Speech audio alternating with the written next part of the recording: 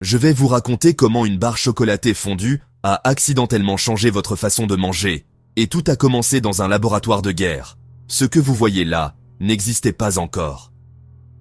Imaginez la scène. On est dans les années 1940. La Seconde Guerre mondiale bat son plein. La technologie est partout.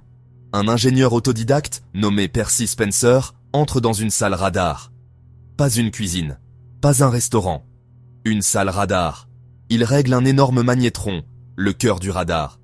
Quand il remarque quelque chose d'étrange, la barre chocolatée dans sa poche, elle est en train de fondre, de devenir de la lave.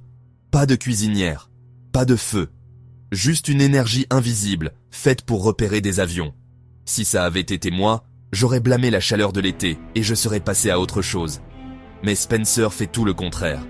Il prend des grains de maïs à popcorn, les place près du magnétron, met en marche, boum, le popcorn explose comme des confettis, les scientifiques se baissent et Spencer sourit. Le lendemain, il apporte un œuf. Il fixe l'essai, le magnétron ronronne, la pression monte, kaboum, de l'œuf partout, félicitations, le petit déjeuner vient de détonner. Et au milieu du chaos, une idée à 1 milliard de dollars. Voici la révélation. Les mêmes ondes qui traquent dans les avions ennemis percutent les molécules d'eau dans les aliments, les font vibrer et chauffer de l'intérieur. C'est pourquoi le chocolat a fondu, les grains ont dansé et l'œuf a explosé. Spencer prend une boîte métallique, y branche un magnétron, invente un prototype.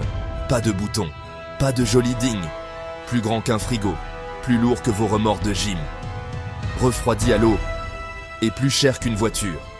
Domestique, seulement si vous croisez les doigts pour les plombs. Les restaurants et les navires sont les premiers à s'en équiper. Les chefs sont sceptiques, les gens chuchotent. Est-ce sûr?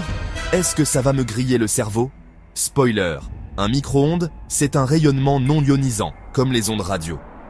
Ça rebondit dans une boîte métallique, et ça meurt poliment à la porte. Ça ne fait pas muter vos restes, ça fait juste vibrer l'eau plus vite. La technologie se miniaturise, les coûts baissent. Années 70, le micro-ondes envahit les banlieues. D'une brique froide à un festin brûlant en 2 minutes. Les étudiants maîtrisent l'art sacré des mug cakes. La soirée film devient soirée popcorn sans casser une casserole. Tout ça parce qu'un gars n'a pas ignoré une barre chocolatée fondue. Permettez-moi de revenir sur la leçon. La plupart courent après le génie en le visant directement. Spencer, lui, a trébuché de côté. Il ne cherchait pas une révolution culinaire, il réparait un radar. Quand l'univers a fait clin d'œil, il a écouté. Vous n'avez pas besoin d'un labo, vous avez besoin de curiosité. Un petit truc bizarre se passe? Ne le balayez pas.